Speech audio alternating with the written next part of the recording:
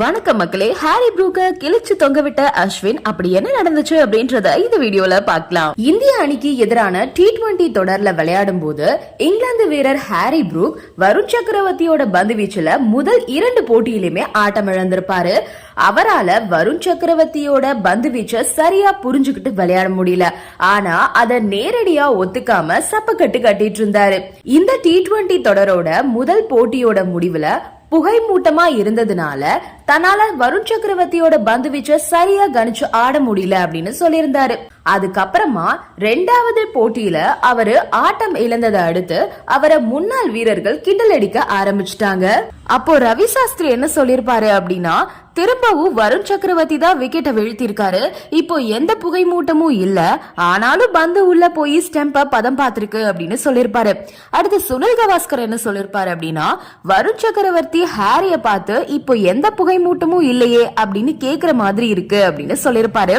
அடுத்து Michael Vaughan என்ன சொல்லிருப்பாரு அப்படின்னா, சென்னையில புகை மூட்டம் அதிகமா இருக்கா என்ன, சும்மா கேக்குறேன் அப்படின்னு எக்ஸ் தளத்துல பதிவு வேற செஞ்சிருந்தாரு. இந்த நிலையில ஹாரி ப்ரூக்கால ஏன் வருண் சக்கரவர்த்தியோட பந்து வீச்சு சரியா ஆட முடியல அப்படின்னு ரவிச்சந்திரன் அஸ்வின் அதுக்கு விளக்கம் வேற கொடுத்திருக்காரு.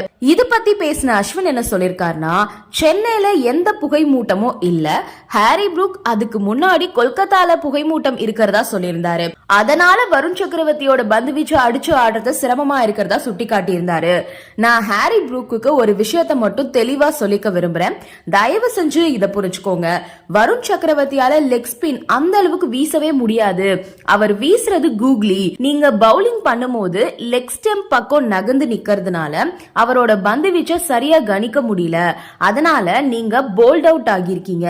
நீங்க ஸ்டெம்ப மறைச்சுக்கிட்டு நின்னுட்டு பெரிய ஷாட் ஆட ட்ரை பண்றீங்க, ஆனா கூகுளிய சரியா கணிக்க முடியல. வெளிச்சம் எவ்வளவு இருக்கு அப்படின்றது முக்கியம் கிடையாது, உங்களால கூகுளிய சரியா கணிச்சு ஆட முடியல.